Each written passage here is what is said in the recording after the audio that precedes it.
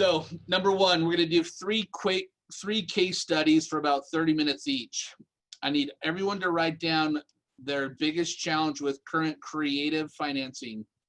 Everyone can write in their biggest challenge with creative financing.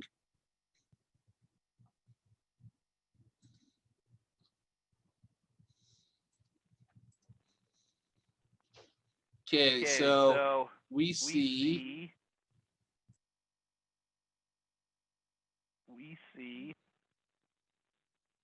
learn how to find and crush my first investment deal. Houses have too much equity in them. Sellers need more money down. Knowing which avenue to choose. How to ease sellers' concerns when trying to do an all-inclusive deed of trust subject to, and that they think it sounds fishy and don't feel comfortable doing it. I don't know much about it. Okay, good. These are all different things. Kristen, will you give me a thumbs up that you can hear me well? Awesome. So as we share this information, 3 different case studies, we're going to go over this very detailed. The purpose of the call is to focus on creative financing. So creative financing means a lot to me, right? You could get a regular mortgage and get 10 mortgages in your name. You can get properties with seller financing. You can buy properties with hard money lending. What non-creative means to me is like just a vanilla loan that you're going to go put 20% down. Creative also means that you know how to negotiate with the seller if you're getting regular financing. So as we jump up with all this information, we're going to let some people start being able to participate during this call. But I'm going to give you guys case study number 1. And as we focus on this, the cool thing is I could actually call this class how to buy properties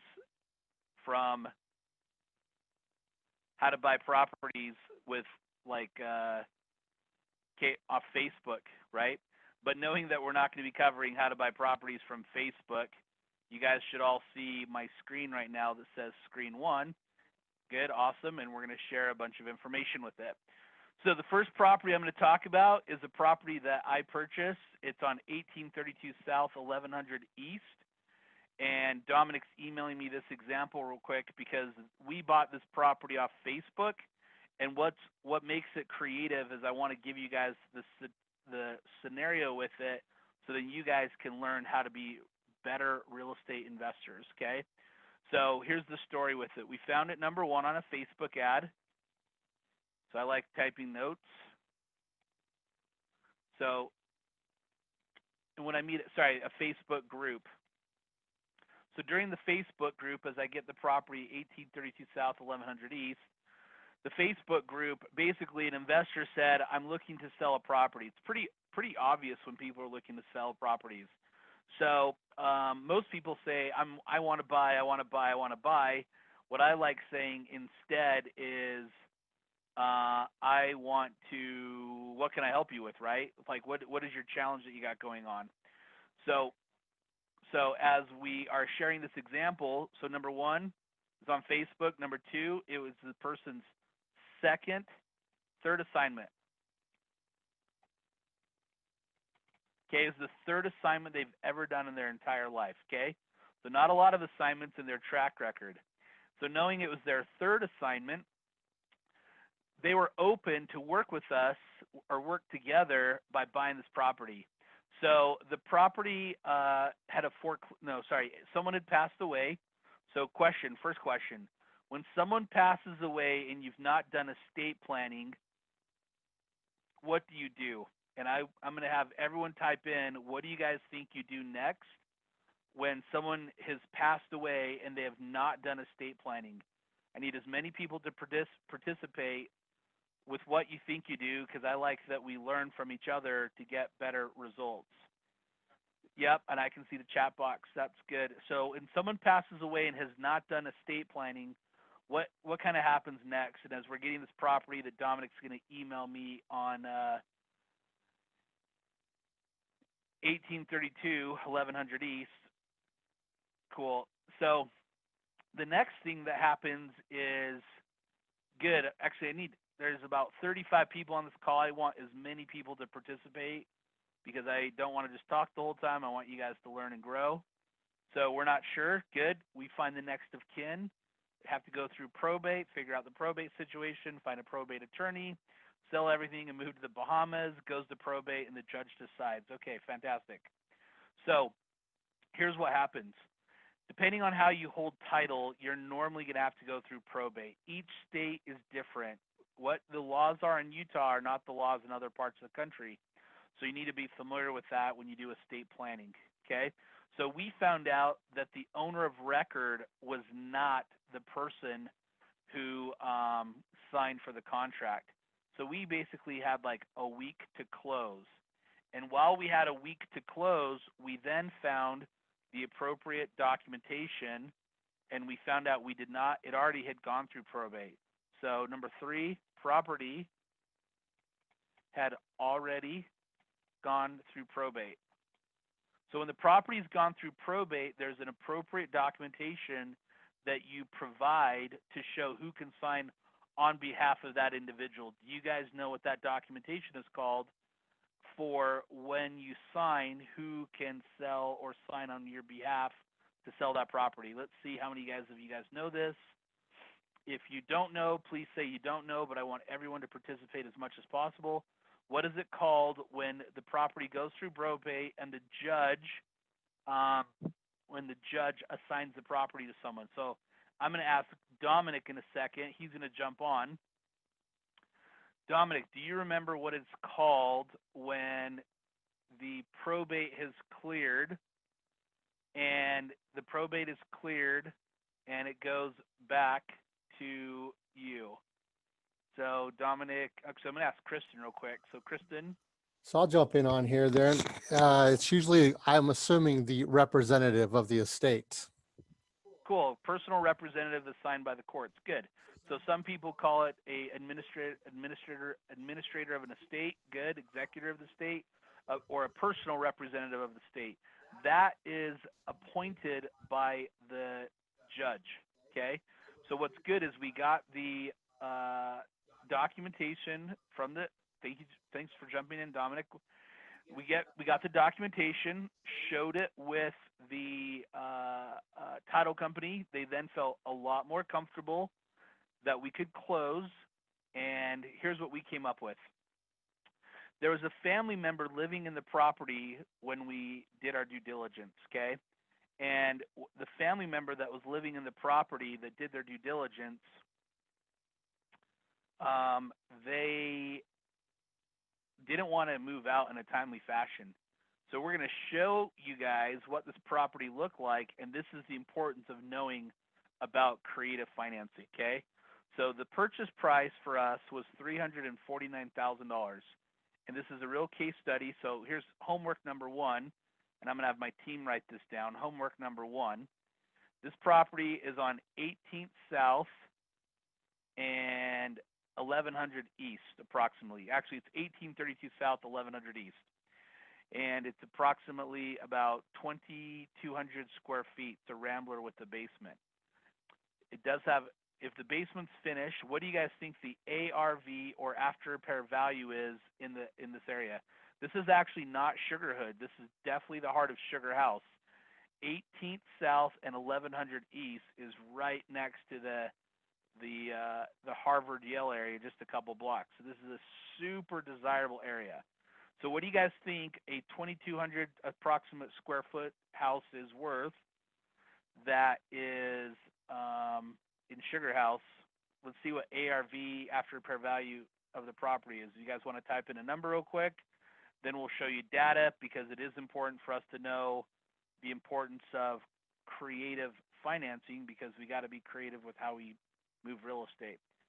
So we got anywhere between 479, we got as low as 380, we got as high as 550. Good. So what's creative about this? A lot of different things. So number 1, we had to know who the seller was, because sometimes people get stuck and don't move forward because they don't have the right person signing the contract. That's important. Number 2, we asked if the seller was open to taking payments, but they wanted to liquidate the portfolio because someone had passed away. Okay, that's creative. So if you guys had a property that had an ARV of the low 500s, and you could buy the property for $350, that gives you a really good property to keep as a rental or to fix and flip. Specifically on this property, we're not interested in keeping a rental and sugar house. That just doesn't fit our investment strategy. But this gives you guys different things to consider because you could make it a 5-bedroom, 2-bath house, okay? So here's the cool things with the information. Sorry, I was a little off on the square footage. I apologize. 1,900 square feet. So the existing property was a 3-bedroom, 1-bath house. We are going to convert it actually to a 5-bedroom, 2-bath house. This is after we bought the property. So creative financing to me is also what's the highest and best use of that particular property. So also with being creative is if this is on 1100 East, could this property be developed into a commercial property? So here's a question for you guys. What would you guys do to confirm if the property could be developed into commercial? I'm going to grab Kristen on here real quick and see what she says. What would you do next to confirm if the property can be converted to Kristen? Do you mind jumping in real quick, Kristen? Sure. You could call the city or the state planning and see if they have any plans for the future. Good. So you could look up the city or the state. So while she's staying on here, Kristen, so you'd want to check in this specific area. This is Salt Lake City. You would check the Salt Lake City Planning Department. What the current code is with the zoning means what can also happen in the future, right? So what the existing zoning is, you also might have some things moving in the future. Now on 1100 East and 18th South is a little busier street. It's not as busy as 13th South, or it's not as busy as, 13th East or 7th East, but the creative part is knowing what to do with highest and best use, okay? So with this, you guys will notice we have walkthrough videos, we have photos, we have the price, we did a sewer inspection and a home inspection. When we did the sewer and home inspection, we found out there were some structural engineering challenges. I'm going to have Dominic jump in for a minute because he met a structural engineer with our main contractor, and I want him to explain it for a couple minutes of what that process was when he met with the structural engineer and what we did to come up with a solution. Do you mind sharing that for a couple minutes, Dominic? Yeah. So can you hear me? So, Absolutely. So when I walked through with the structural engineer, not only did they look at the exterior of the property, but we also went into the basement, some of the their shelving area there, crawl space. But looking through it, he determined several things. One, that we had just barely had an earthquake, so we weren't 100% sure if the earthquake had affected the structure or if it was over time. One of the key things that he had mentioned was when you're looking at cracks that are big enough to where you fit your hands through, if there's a lot of debris there and dust and dirt, that means it's been there over time, where and there was tons of debris where the cracks where if there wasn't a lot of debris, that means it was just most recently. He also mentioned that as they go through and see these foundation issues, one of the things that they're looking for is it active, meaning is it continuous? And then depending on how active it is, they'll determine if they're going to put in piers or need to install a piers. Based on this property, though, he felt that the age of the home versus the cracks and so forth on the foundation weren't something that was major, and it happened over a long period of time. One of the other things that we had determined on this property is there wasn't any rain gutters. And so because of that, the rain gutters had, the water was hitting towards the foundation and sloping in towards the foundation. So over time, that also is something, a good indicator is to see if there's no gutters, the ground starts absorbing that water, which in return makes the soil more loose and the building starts to shift. So, but yeah, based on the engineer, he felt that the property was structurally sound, and we're able to get a certification for it. Awesome. Thank you. Let's give a round of applause for Dominic on that one, guys. Good. So here's the point with that. a lot of people are afraid of what they don't understand, right? So we knew going into the property that there's two things to handle, and this creative financing is important because it's being creative and resourceful. So if you hire a foundation company, the foundation company, if they need to bring in a structural engineer, the foundation company is the one paying the bill that they're going to invoice you for advice or for measurements. Versus if you bring in a structural engineer, they're going to give you different advice, and then if they give a suggestion, they'll handle a peer company or a foundation company. So it's important for you guys to have the knowledge of what to do with your investing strategies, just like how to be creative in maximizing your money to earn a highest profit or rate of return as possible.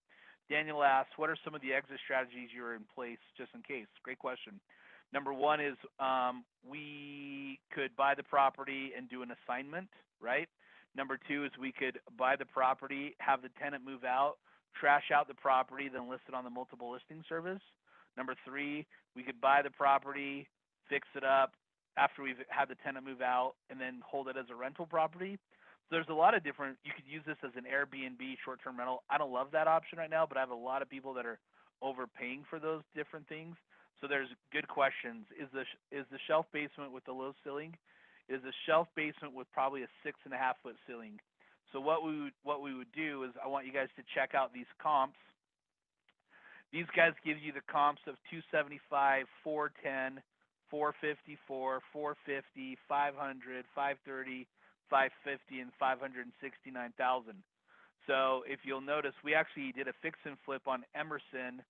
That's when I met Dominic, or remembered him, because he's a guy wearing a hat who freaking talks a lot. So the nice things, most things haven't changed with that. Also, if you'll notice this property on Hollywood, this one shows the value of 19th South and 1050 East. So if you'll notice, this property is worth $550,000. We took about $25,000 off our ARV because we know by it being on a busier street, it's going to be worth a little bit less than if it was like a block away, okay? So great questions. So what we decided to do is we had a bunch of investors look at the property.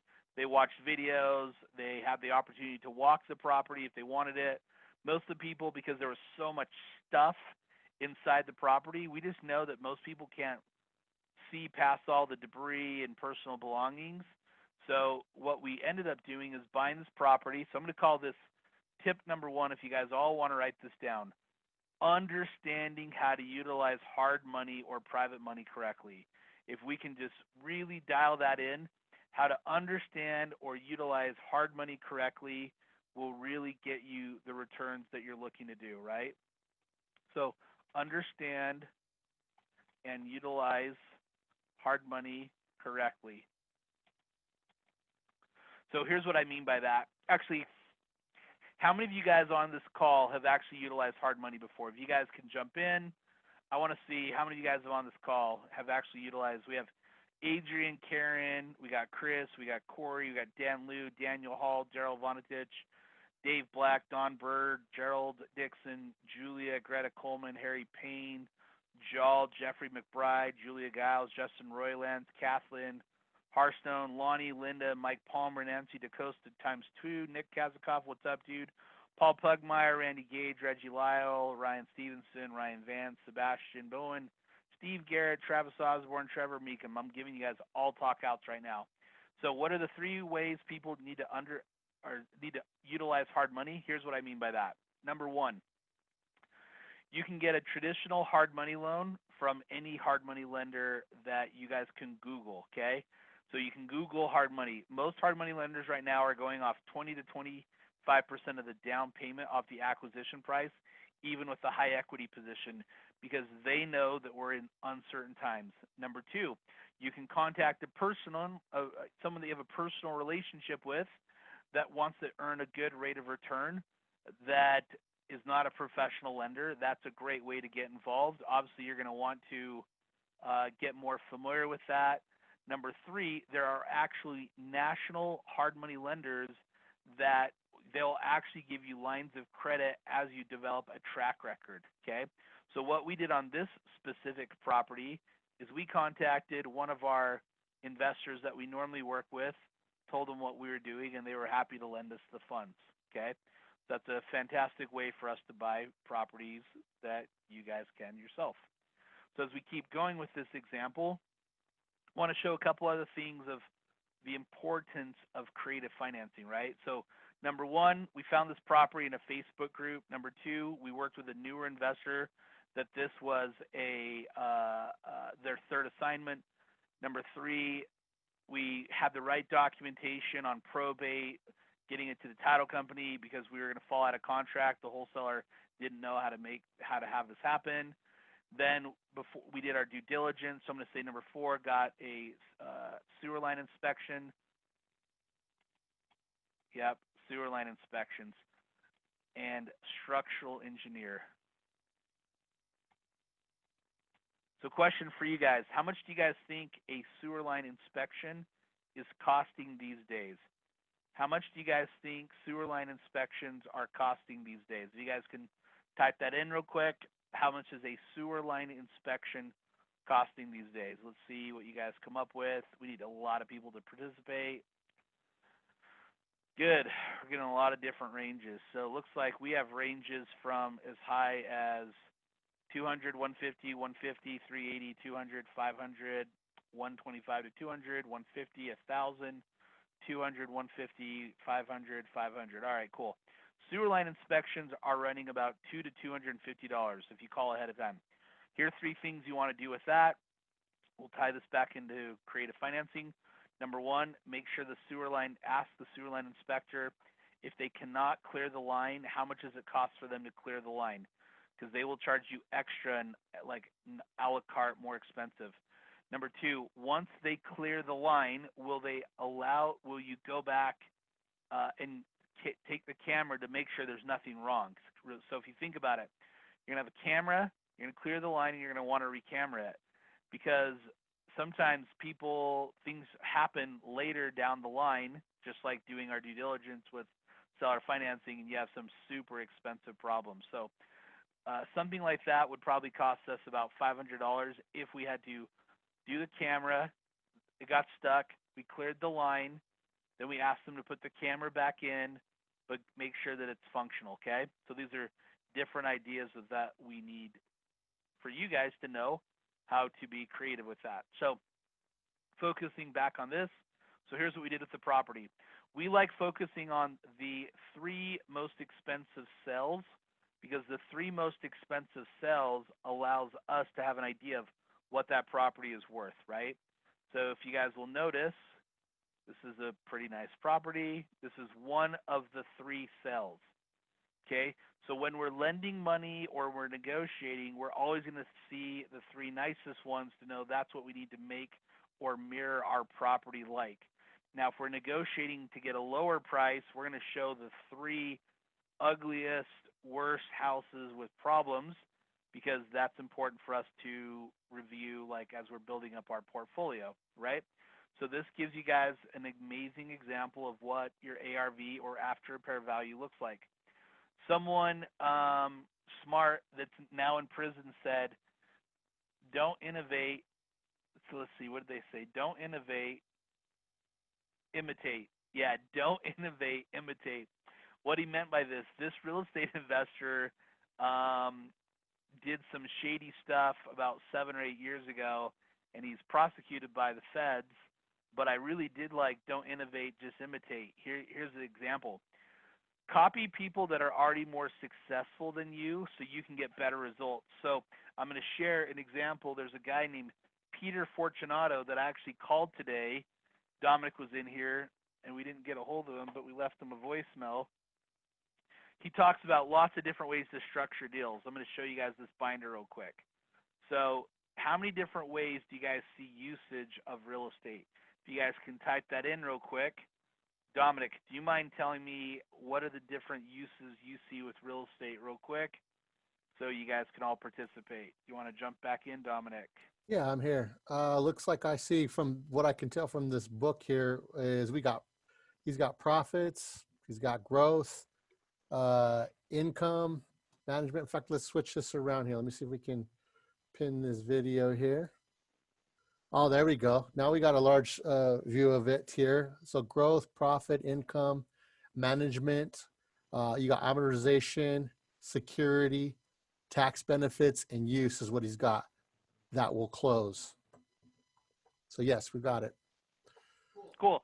Good. So I learned that from Peter Fortunato. As we go back to our screen so you guys can see that there's a lot of different uses with real estate investing. It's not always just like, hey, is this going to be creative financing or is this going to be seller financing? There's different use of what you're going to maximize your ROI. So thanks for participating, Dominic, with that example. So as we keep going with this, I like showing the sold houses to other investors when I'm lending money, because then they will give us a better opportunity for us to borrow with them. So as we wrap up deal number one, like I said, we're going to cover 3 different deals in this 2 hours. I want you guys to write down notes with what you learned on this deal and how you can get better as a real estate investor. So the creative parts of this, number one, we used hard money, which we were able to borrow the full purchase price because we had a really good equity position. Number two, we were able to navigate and find out that the structural engineering was not as bad as we thought. We budgeted actually $15,000 to $20,000 potentially to fix the structural engineering challenges. We're actually going to budget $1,500 based on having a structural engineer meeting us at the property. You guys can, what I would suggest to find structural engineers is for you to, I would suggest that you guys are able to, to. let me go back and mute myself. Sorry about that. I would suggest that you guys go on Facebook and actually just say, I'm looking for a structural engineering contact. That's a great way for you guys to get referrals. And then the third thing of this creative financing is we knew that we had multiple strategies up front in case the deal went sideways. But knowing that we had enough equity position, here's what we could still do. Number one, we could list the property now and not do anything because we have not done any demo. Number two, we could fix the property up ourselves and flip it. Or number three, we could fix up the property and keep it as a rental property. So of these 3 options, if you guys can type in your top 3 takeaways thus far, that would be helpful. So of all the 42 people on the call, if you guys can all jump online and see what's your number one thing you guys can do or your top 3 takeaways. I like that you guys are all able to participate because it keeps it more in line with deal flow, right? And I'm going to show you a couple of the rest of the photos. So we got looks like Zoom we got is Jason fun, Frazier love the here. audios. Has raised his hand here. Hold on. I've heard enough from Jason Frazier. Go back, go away.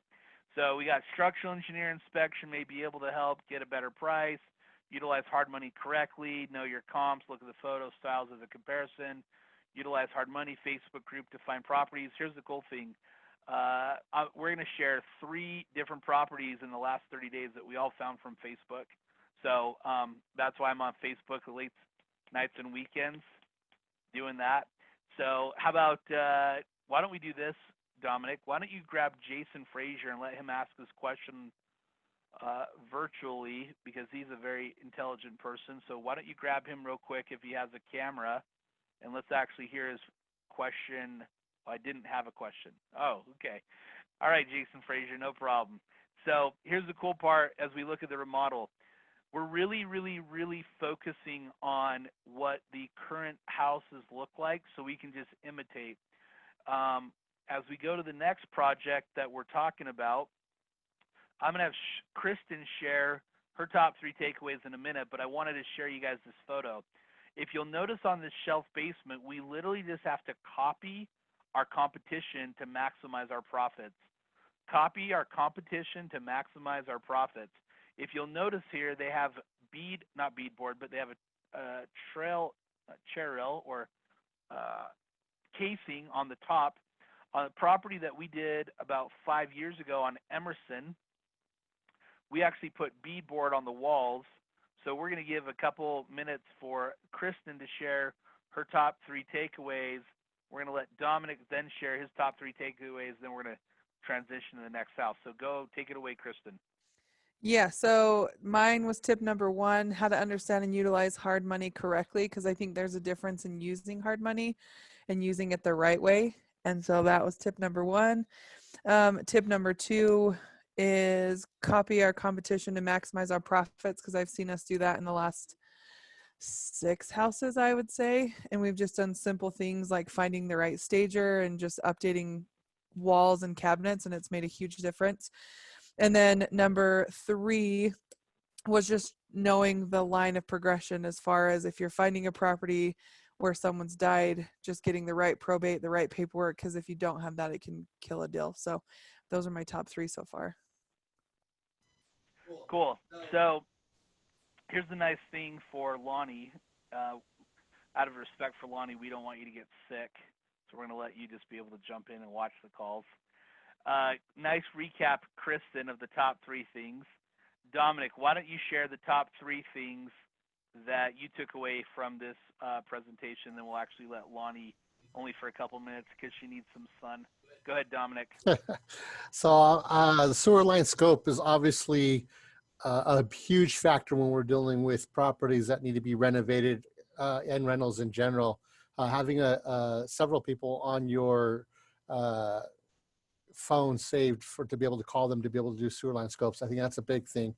Number 2, knowing your comps. That's a huge nugget, regardless of what we're talking about with creative financing or buying traditionally or buying with hard money or whatnot. I think that's where a lot of people get tripped up at. If you're not continuously being sharp with your comparables, active solds, yeah, that's a no-brainer. And then I would say my third would be the hard money side of things as well. You got to have options with hard money. And you could do a hybrid of several things, utilizing hard money, private money, along with keeping properties existing mortgage in place as well. So there's several things that you can do. So, but I like that. Those are my takeaways. Dominic, actually, I want you to take a minute and give a couple examples of where people are not utilizing seller financing enough or hard money, that you're seeing that people are putting too much money down on different deals. Because you hear a lot of people that are not consulting or consulting clients that work with us. So if you don't mind sharing a couple things of some horror stories in the last 90 days or so, that, because you talk to a lot of different people than I do, please. Yeah, so to give an example, I know of, what is it, a client, not a client, but a person that, actually a couple of people, to be honest with you, who maybe have a lot of capital and are, for example, someone who had an opportunity brought to them, they wanted to use their capital to do a hybrid of seller financing, as well as use their capital to buy the property. So we showed them the difference of, okay, if you take over the financing, what that underlying financing looked like, and then them coming in with part of the money. Well, originally when it was showed to them, they said, well, I can use all my capital towards that project and pay it off, and I can have money at a lower rate. But when we did the math on it, we found out them putting down, well, let's just give an example of a $250,000 property.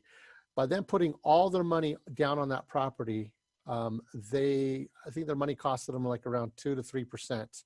Now that's cheap money, but what we found out is this person was able to do more things with their money and earn a higher rate of return of about 12% by doing hard money lending. And so when originally we were going to say, okay, go ahead, buy the property. If you want to pay all cash for that's great. And then what happened is we went further with the existing financing. And this is where the beauty of seller financing comes into play is we looked at the underlying financing, even though it was a little bit higher than your traditional normal financing rates of, let's say, 3 to 4% a part of the loans. The combination of the two loans was still low enough to where if they only use part of their down payment, let's say they paid, they brought in 30 or 40% down, and then they, instead of taking the full $250,000 that they were going to spend, they took, let's say, 100 of that and reinvested it back into, let's say, doing hard money lending.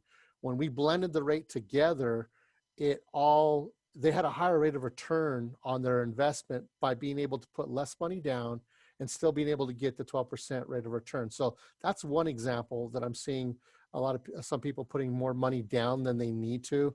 The other is there's opportunities. Hold on. Can we talk about that for a second? Yeah, let's go for it. So Steve Garrett made a really interesting comment. He said, cash is like bullets in a gun. You only have so many bullets, okay? So that could be, man, I could go a lot of different ways, especially with what's happening in the United States over the weekend. With that being said, we're seeing a lot of different things, right, with the government and things like that, with, you know, what's going on. So I think that as we take into consideration capital, here's what I'm doing real quick, and then I'm going to kind of transition because Dominic shared a lot. Number one, what is the rate of, if you guys all write this down, you're going to share this real quick. What is the rate of return you want to earn on your money in 2020? If you guys can all write that down, this will be a good takeaway for Dominic to connect with you guys later. What is the current rate of return that you want to earn? If you guys can all type that in, we still have about 40 people, give or take, on here. Type it in the Zoom webinar chat, because I think that gives some really good clarity of what other people are wanting to earn. Let's see what you guys all come up with. And don't give a range. Actually put a number, because I think of that you'll get some clarity. So let's see. Let's see what Chris and Corey and Dan and Daniel and Daryl and Dominic and Dawn and Gerald and Julia and Greta and Harry and Jason Frazier, Jeff, Joy, Justin, Kathleen, Linda, Mike, Nancy twice, Nick, Paul, Randy, Reggie, Ryan, Sebastian, Steve, Travis, Trevor. Look, I'm paying attention because it's important for you guys to understand. Good. So a lot of ranges, right? So my next question is, as we transition to deal number 2, and then I'm going to let Lonnie jump in because she loves virtual calls. So deal number 2 is, what are you guys earning on your money currently? Like, honestly, what are you guys currently earning on your money? So you don't need to tell me that, but there's a lot of people who want to earn 10, 12, 15%, but you need to take the time to become the expert. And if you're earning really high rates of return on your money, bravo, because I think that's fantastic. Then the next thing is you're going to want to work on increasing capital. So I like this example, how to proceed on here, is because these off-market deal flows, how to structure the deal correctly makes a huge difference of how to reach financial freedom, right? So the next scenario I'm going to share with you guys is scenario number 2. So it's scenario number 2, and here's what we did. We also found this property on Facebook, okay, in a Facebook group. So what does that mean? There's deals all over the place. You just need to understand what a deal is, be easy to work with, and come up with solutions, okay? So I'm going to work backwards, and I'm going to show you guys how we work with investors.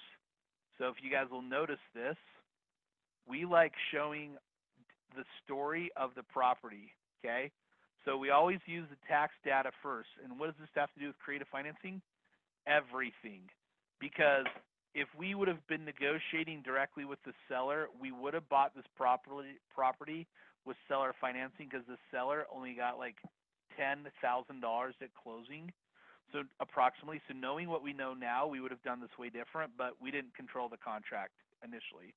So as you guys can see this property, actually, here's a quick question. How many of you guys have actually bought a property with hard money before?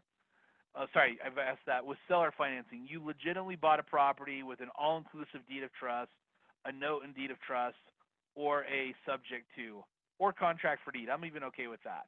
So if you guys can type in if you have bought a property with seller financing, which is fantastic. If you don't mind just typing in what type you did, what you did, right?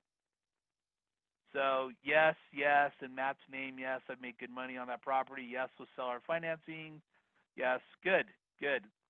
So no, you haven't. Thanks for being honest. Yes, okay, good. So as you guys look at the data on the specific property, this is important. So how does this property work?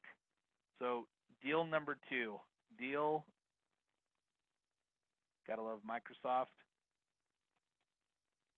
2. 1, Facebook group. Okay, that's how we found the property. Okay, 2, this investor, I think it was their 5th assignment. And this investor could be on the call right now. I don't remember that individual's name off the top of my head, which is hopefully everyone's on the call that we work with, right? But this is probably their 5th investment, okay? So here's what we did. We worked backwards. So we checked out the ARV, okay? ARV is after repair value. So I'm going to show you guys the sold brief report. The reason we like the sold brief report, it gives us a quick snapshot of the property. So you guys should all be able to see this property well. So question, what do you guys think the ARV or after repair value is for this property? If you guys can type it in, what do you think the ARV is or after repair value? I'm happy to make it larger. I happen to make it larger so you guys can all see better. Why are there green or new assignment people good? Why are green or new assignment people good finds? I'm not sure what you mean by that. So if you guys can type in your ARV again real quick, let's see what you guys come up with. Cool. So let's check this out real quick. So we have, the question is, what do we have to do to push the ARV? That's the question that you want to do, right? What do we have to do to push the ARV? So if you'll notice, we have a property at 318, 316, 5, 286, and 285. We want to see what do we need to do to be able to push the ARV. So as you guys will notice, what we like to do is get an idea of what the market's doing for values. So now we're going to check out the sold map. So we get an idea of where properties are moving. You can see 1, 2, 3, 4, 5, 6 properties east of the freeway, 1, 2, 3 west of the freeway. Here's the difference.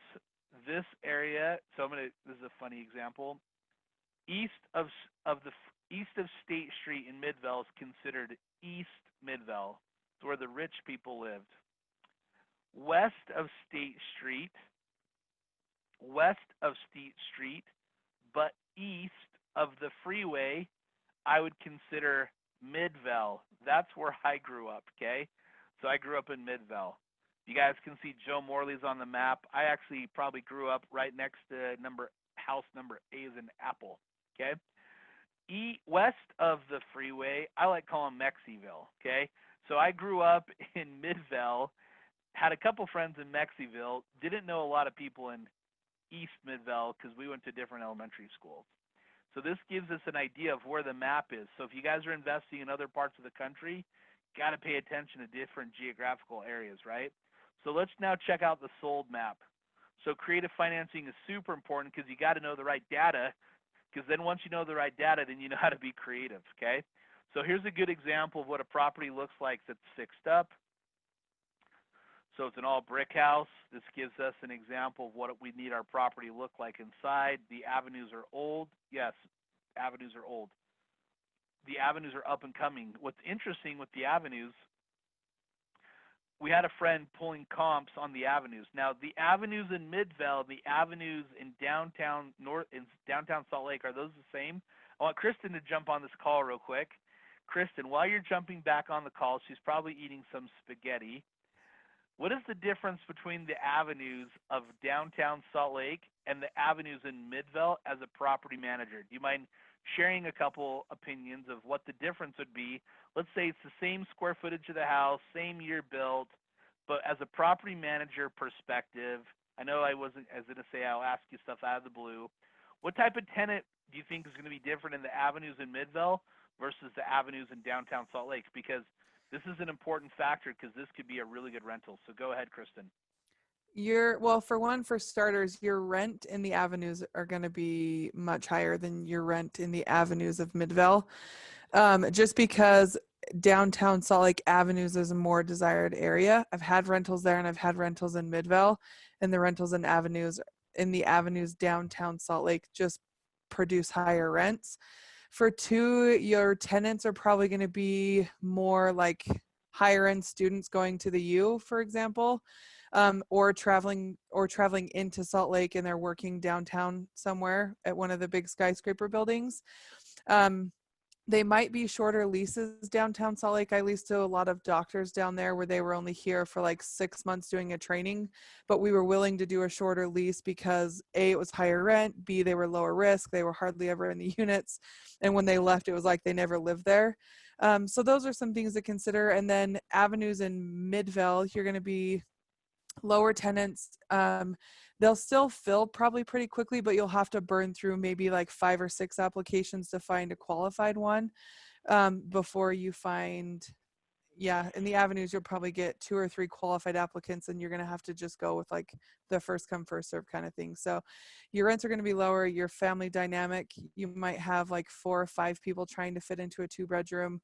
Downtown avenues, you're going to have like 1 single guy or a couple living in a 2 or 3 in a 2-bedroom. So just things to consider with that. Awesome. So a couple things I wanted you guys to share. Think about this. So here's 3 exit strategies for this particular property. 1, this is an amazing rental property. I love Midvale. It's right off 72nd and 215. It's like the artery of the whole valley. You can go east, you can go west, you can go north, you can go south. Very, very desirable to be right off the 215, I-15, okay? So number 2, it's also an up-and-coming area because it's so desirable right off 215 and I-15 that we're seeing a low inventory properties moving quickly. The old Midvale avenues versus the avenues in downtown, those houses are going up. I think Lonnie and I have done 3 fix and flips on the avenues, and we're going to grab her in a second in Midvale. And then number 3 is, this is an awesome area that you can actually start owning a bunch of houses on within those blocks, and you can actually start controlling the rents because you can buy the properties from the former owners. So if Lonnie wants to jump in real quick, I'm going to share what we did with this property to move it. But if, Lonnie, you've comped a lot of properties in the avenues. Why don't you kind of explain for a couple minutes how you take into consideration comps in East Midvale, Midvale, and Mexiville, because this is a property you've worked on before, please. Yeah, having done a couple of flips in there, my first thought about how I comp Hold them on, is just... sorry. Guys, I'm totally being rude and being myself. First of all, Lonnie, can you please announce to everyone what your status is? Because no one has seen you for a long time, and you look really well branded today, which I'm super impressed. So you I just went to a closing and I was branded.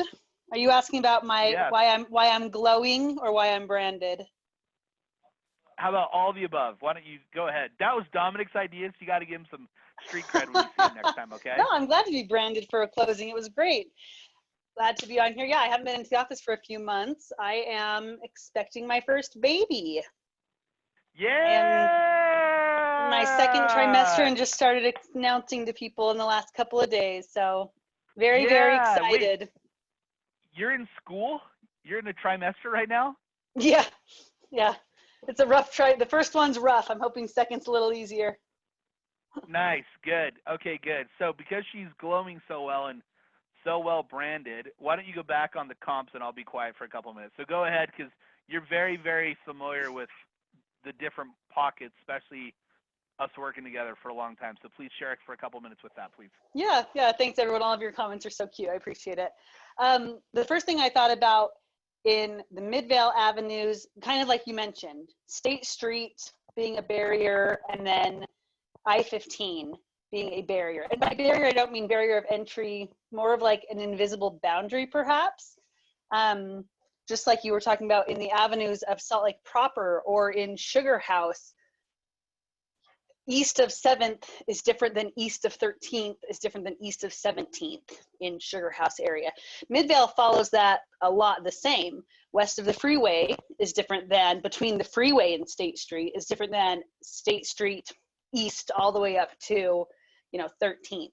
So being super familiar, if you're looking only at a zip code when comps come through and you're just setting it to show me all of Midvale, if you don't know that those invisible boundary lines exist, you might be comping a Midvale Avenues that literally backs up against the sound barrier of I-15 off of, 72 to 75 to 7800 South, that is not going to be a great comp, even though it might be a similar age, it might be a similar size to a further east property. You're dealing, it's a different demographic of houses, just like we talked about, kind of like a different clientele you might get as a student versus someone who's established versus a young couple that's just starting out, whatever. You're not comparing apples to apples. So that's the first thing I think about comping in Midvale, specifically because we've done a lot of Midvale. The second I would think of is probably that sort of follows that desirability on a flip makes a big difference, not only because of the street and where it's located, but a property in the Midvale Avenues that are probably a 2-bedroom, 1-bath, as little as, I pulled comps on houses that are as little as 700 square feet, maybe up to 1,200 square feet is probably the average, I would say, between 1st and 6th Avenue. You think that's too big? Well, Matt has a thumbs down. I'm saying don't buy houses that are only 700 square feet. That's why I'm doing this. Keep going. Amen. Yeah, but there are some, like in those areas, you will find 1-bedroom, 1-bath houses that are just teeny, and you can try the best you can try. Good luck shoving 2 to 3 bedrooms in a 700 square foot house. So knowing what your upside is or what's possible is going to be very, very different because these little pockets are different. In terms of the last note, I would say in terms of like your finishes, it's really important to review your comps, and especially the photos, like Matt mentioned, pulling up your top 3 values and compare what might be absolutely a requirement for interest and desirability, quartz countertops, maybe some more of those craftsman touches like Matt mentioned, custom chair rail or beadboard or casing that looks really nice and maybe is unique, whatever, that might net you more in East Midvale, where a solid, tight, clean little property that doesn't need to have upgraded materials or luxury items will be less important in the Avenue area based on my experience of flipping. Anything else I didn't hit on for you, Matt? Guys and girls, Lonnie knows her shit. She's worked with me for like 15 years, and I know I can swear because this is not a UV-RIA call. This is my own, so don't get offended. That's on you, especially because you're after hours and I'm not hanging out with my wife. With that being said, Lonnie's super familiar, so I want you guys to check out the photos because she made a couple comments that I was actually going through this. Here's the cool thing about the importance of creative financing. When you're remodeling properties, remember, you are not moving into the property yourself most of the time. You need to remodel the property that fits everyone else's general consensus, okay? So as you guys look at these photos, you can see there are different higher values or finish work that you can do. And purely because it's new and updated, you guys can hit a higher value. So let's tie this in of, hey, this is not a fix and flipping class. This is a creative financing class, which I totally agree. With that, if we were able to control the contract ourselves, here's what we would have done different, and then I'll share with what we ended up doing, okay? What we would have done different is we would have bought the property seller financing directly from the owner. Because the realtors involved were less familiar with how to make that work, we ended up buying with a hard money loan. We were using a title company that we don't normally work with, and it was not very fluid, okay? So it's very important for you guys to work with competent escrow officers that are okay with how you guys do business, okay? With that, you guys also need to take into consideration like when your deadlines are up. So here's what we did on this property. We did a sewer line inspection during our due diligence process. You guys will notice I talk about sewer line inspections a lot. The first plumber could not clear the line. Okay? The first plumber could not clear the line. Matt, the computer font is so small that mouse can't read it. All right, young man, I'll make the computer font bigger for you. That's as big as I'm going. Thanks for your feedback. So the first plumber would not clear the line, and they left. Okay, so they charged us $200, and we're like, that is BS. We need you to clear the line. So we called a second plumber, and I would ask Dominic to share this story, but it'll take him 30 minutes because it's that good of a story that we called a secondary plumber to go clear the line. They cleared the line, but they couldn't get the camera all the way through. And then they worked it, cleared it, recamered it, found out it was okay, and then we moved forward, right? But let's assume that you had a problem, because on 3 of the properties that we've bought in the Midvale Avenues, one of them we definitely had sewer line problems, that we actually bought a property and the toilet disconnect was not attached to the sewer line, and the feces went in the crawl space. So question for you guys, it's a good little break for a minute. How would you guys handle feces going in the crawl space? I'm going to see if you guys want to jump online with this call real quick. I kind of feel like Casey Kasem. How would you guys handle the feces going into the crawl space? I'm going to let Dominic see who he feels comfortable with. We're going to let you guys jump on real quick. Raise your hand, please. Is it real or from a movie? Yeah, this is legit. This really happened to us. So if you guys want to jump on this, we're going to let you guys jump in real quick, and we're going to talk about it. Then we'll transition into deal number 3 and deal number 4. And no one is raising their hand. Holy cow. You guys are chicken. I actually been called out to a house and seen this. The funny thing is I didn't even know. So I set a pump and had to go to the toilet to drain it. Only problem is the toilet, just let it go back down the shithole. Okay, got to have that hazmat. Okay, you guys are funny. No one's willing to jump in. So here's what we ended up doing. We bought the property. We did not know it had a broken sewer line until after we bought the property. It did not smell good. We put the appropriate, what's the right word? We put the appropriate product in the crawl space. We let it dry out. Then we fixed the line and we sold the house. Okay, so there's a lot of different things. Which is creative with that, right? So what's creative with that is all of these deals that you guys are buying or looking at. You got to understand how to make these deals work for you. Okay, so as we keep going, here's what happened with this property. The more complex the problem, the greater the upside. That's right. So here's the cool part on the creative. The numbers were good enough that we put the property under contract that we were willing to close. But we also had at the same time the next project we're going to show you guys in a couple minutes. And we decided that we wanted to keep the properties. We wanted to not buy both of them. We wanted to go with whatever one another investor didn't want to buy. So we got more positive feedback on the Midvale property. We got more positive feedback from the Midvale property. So we chose to end up buying that one because we could just buy the other one, which we were totally okay with. Okay. So we're going to show a couple photos with you and about creative financing. And I'm going to share a couple things that we should have done differently that you guys need to do up front. So if you'll notice, we always take videos. There's 3 ways to keep track of your videos. So you can obviously see Amazon Prime, number 1. Number 2, I like utilizing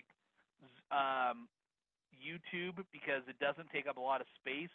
You can forward it to contractors on your phone or via email or via text, and they can watch the video directly from their phone. Or number 3, you can download it and put it in Dropbox. So the importance part of this is we are able to send this link to someone. They can watch the whole 3 different videos. We normally like to keep all the videos in one video because it tells the whole story of the house. But it's just different. You work with lots of different contractors. If you guys will notice, this overall property looked decent from the outside, but we had to go off the videos, okay? So there's different tips with how to move your properties. So with that also, here's the cool thing with what we did. Then we're going to go to deal flow number 3 with creative financing with that. So looking back, here's what we would have done. We would have bought the property with seller financing.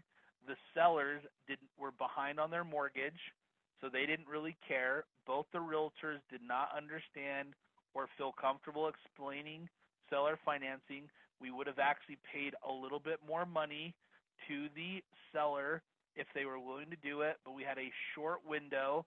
We ended up assigning the property to one of our colleagues or friends, and then we made a modest assignment fee and went on our merry way, okay? So question for this one. Let's go with Kristen. What are your top 3 takeaways that you learned on this deal flow besides sewer lines? If you can explain your top 3 takeaways with this on Kristen, because I know you have some opinions, please. I was going to say sewer lines, but okay. Another top 3 I would say is just utilize Facebook groups. I utilize Facebook for PM mastermind groups, which has been super helpful. This is kind of off topic, but Facebook groups in general have a lot of references, not just like political posts. So that's a good thing, is join a Facebook group that you're interested in, because there's a lot of people from all over the country on there that'll have tons of insight. Anytime I have a random thing, I just throw a question out there and I get, 30 or 40 comments of ideas and brainstorming topics. So that's really good. So utilizing Facebook groups. Let's see. I think knowing your area was another takeaway for me, just knowing the difference between, avenues in Midvale, avenues in downtown, Sugar House versus Sugar Hood. Those are very different areas. So that's another big top takeaway for me, is just knowing your area, doing research before you buy a property. And then I think number 3 for me right now is just finding people that are doing assignments, whether they've been doing it for a long time or in the short term. Just there's financing deals and assignment deals out there. So just finding them and utilizing them.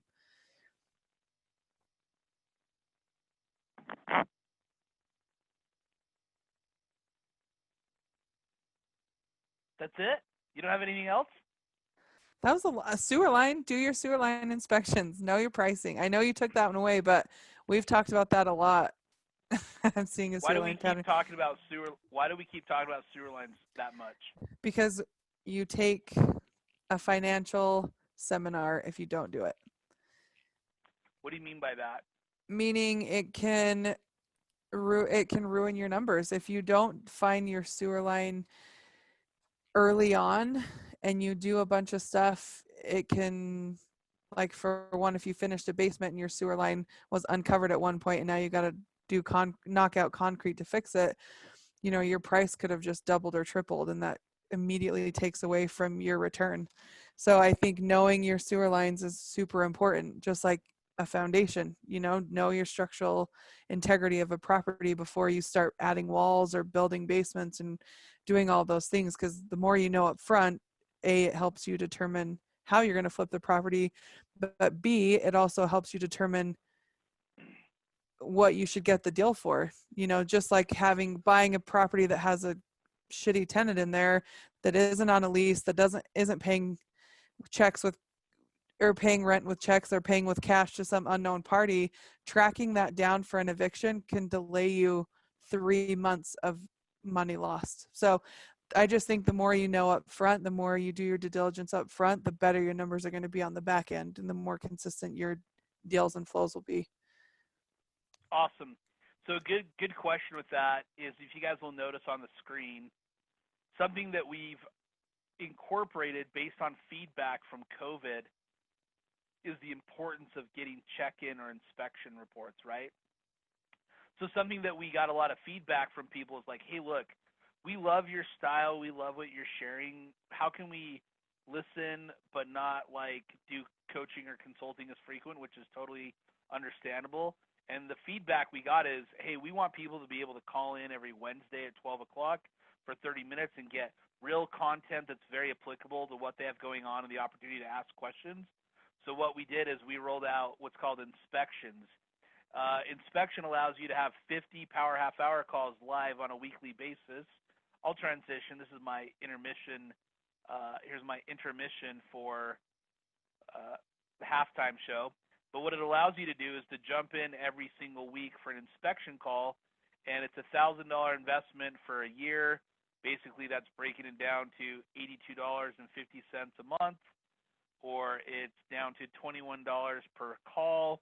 You also get access for tracking for your asset analysis accountability worksheet and also a spending plan on a monthly basis. Because I got to be honest, all of you guys on these calls, which is fantastic, need more content to get you where you want to go. So we'll share more about that, but we wanted to give examples of inspections. If you're actively buying properties at least once a quarter, we made this modification for you guys so you guys can get better returns and more frequency, because let's be honest, there's a lot of ways to make money. And if you guys want to hit the numbers that you're looking for financially, you got to get the right information to get there. So this is a great way for you guys to do that. What I want to share next is a different deal, okay? And I'm actually going to show you guys the importance of consulting or coaching. And we're going to share with you guys right now our checklist flow of what we do and the importance of this, so that you guys can have an idea of everything that's included while we're doing deal flow. So we just don't make up these numbers on our head. So what this is going to do is, you guys, for you guys who are watching this right now, this is everything that we go through when we are going to buy a property, okay? I'm not going to read all of it, but as you guys are all being able to watch it, here's a cool thing. This is where, like, the amateurs versus the experts is really divided. So Adrian, Chris, Corey, Dan Liu, Daniel Hall, Dave Black, Don Bird, Gerald Dixon, Julia, Greta, Harry, Jason, Jeff, Kathleen, Linda, Mike, Nick, Nancy, Paul, Randy, Reggie, Roxy, Raul, Ryan, Sebastian, Stephanie, Steve, Travis, and Trevor. Lonnie had to share this. Before we get away from inspections and sewer lines particularly, make a note that a sewer line inspection versus a sewer scope with recorded data are different. We want a scope video to reference later on. Thank you, Lonnie, for sharing that. So here's the point, creative financing, right? So we're going to break this down, the nuts and bolts, and we'll tie it all together for the last 45 minutes. If you guys can type in real quick, what's your top takeaway real quick? I'd like you guys to be able to participate. What are your top takeaways thus far on the second example? If you guys can type that in, want to be super present to have you guys be able to participate. You guys can type in your top, just your top, not even your top three, your top takeaway on deal number 2. So everyone that I named you already, and I apologize, there's 2 people with phone numbers that I do not recognize who they are. Just type in your top takeaways. So here's the cool thing with this. We're giving you guys examples of, the reason I like it side by side is so you guys can have an idea. This is all the vetting process that we have come up with creative financing, right? Or assigning properties. So you have your so basic stuff. Here's what's important. Review the contract, the RUPC or real estate purchase contract by the wholesaler. You guys got to read your contracts, because we're going to share the last scenario based on people not reading the contracts. It was super messy, right? You got to watch the videos, upload photos to Amazon Drive, or it can be, your own website. For all of you guys that are posting freaking photos on Facebook of your houses you're flipping, quit doing it. When I had my largest lawsuit for $1 million that we settled last year, we were required to provide all documentation that we ever had on file from the property. In 2016, I discontinued working at the mortgage company because it closed down. With the mortgage company closing down, I no longer had access to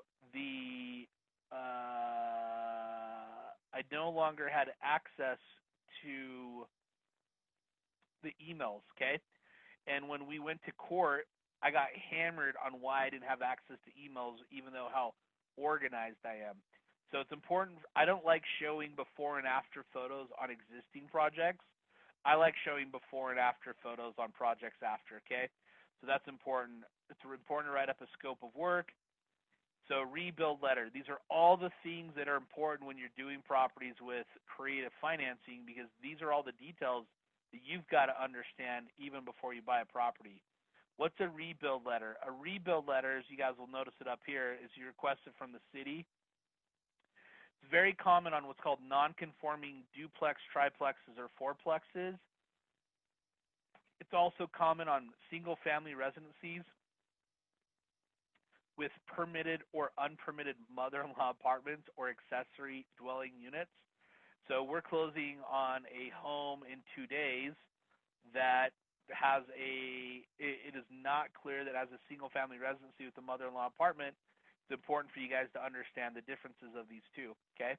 So we like to vet who our top 5 buyers are. We know once we identify 5 buyers that this fits their criteria, we're always able to move the property.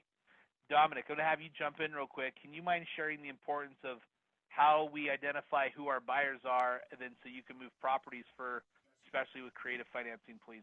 Take a couple minutes. Awesome. Thanks for letting me share. I'm gonna, let's see here. So yeah, let's go over this. So this is a form that's been compiled over several years, and this is based on Matt's experience, what he's dealt with, things that he's had learning experiences on. Lonnie has helped compile this list, and myself. You can go ahead and scroll through if you want to on some of this. The buyer's list. So anytime that we're looking at a property that we're vetting, we're all in the back of our mind thinking, okay, who is this going to work best for? Is this something that we want to keep ourselves? Is this something for somebody within our organization that might need a house to live in? Or is this something where a client could either buy it as a rental, and that could be a turnkey, it could be doing forced appreciation through renovation, or people know it as also as BRRRR method, or could this be a fix and flip? And so for us to be able to put something under contract, we need to know at least 5 people that we know for sure that could handle this. And when we do, because of our reputation, people bring properties to us, especially properties that either need to move quick, might be a little bit more challenging than normal, or a little bit more gnarly, as some people would say, intimidating, because they know if we look at the property, we are first and foremost, if we sign on it, we're going to buy it no matter what. But most importantly, we know how to move it because of our network of people that we have. So this is a kind of the checklist, as you guys can see. In fact, I don't know if Matt will scroll through the whole thing or not. It'll be up to him. But I would be copying this because this is kind of our template of flow of the things that we look for when we're dealing with a property, whether it's an assignment or something we're going to buy ourselves. And this is a combination, as you can see here, he's got, who are we dealing with? Reviewing of are we dealing with will you go back up just a little bit, Matt, on this? Right there's good. So like reviewing the vetting process, reviewing the contract, Rep C, who are you dealing with? A lot of times we'll get wholesalers bringing us properties, and a lot of you probably know this, you'll get that last minute thing where it's like, oh yeah, by the way, you're paying the seller's closing cost. And sometimes they don't allow you to see their contract ahead of time. And so those are questions that we've got bitten in the butt before. We had a skinny margin as it was, and then we come to find out we have to pay for the seller's closing costs. Who wants to come up with an additional couple grand at the last minute when it's already skinny? So those are things that we ask up front. Who's paying? Is it paying separate? Is it being paid through the buyer? So forth. And as you can see, vetting process, we have a list of all the things that we do, to uploading a property's video to YouTube or Amazon, pulling comparables, coming up with an ARV. We also will do rent comparables because we want to see, does this work better as a fix and flip, or does this work better as a buy and hold? We always, and Matt has been really good about this. That's kind of one of the main reasons why I came to work with Matt when he had offered me the opportunity to work with him, was I knew that he and Lonnie had a real extensive background on renovations. And so writing out a scope of a work is a huge thing. So those of you that are walking properties, if you're taking the time to actually watch the video, or you're taking the time to actually walk the property, you should always come up with a scope of work of what you think it needs to be done to it to get it up to either a rental quality or to fix and flip. And then you always want to put down numbers. And to take it a step further, compare your numbers to somebody else, whoever your mentor is, whoever person that you're maybe doing consulting or coaching with, and so forth, because that'll help you. But as I keep going down through this list here, look, is it occupied? If it's occupied, with regardless if it's tenant or owner occupied, there's steps involved on what you want to do. Let me see if I've got one of our friends on here who's put deals. Kristen. So yeah. What a perfect segue. Kristen, I know this is challenging between me, you, and Dominic to talk for less than 3 minutes at a time, but I'm going to time you for you got till 7:24. Guys, ladies and gentlemen, thank you for participating on this call. You only have 39 more minutes.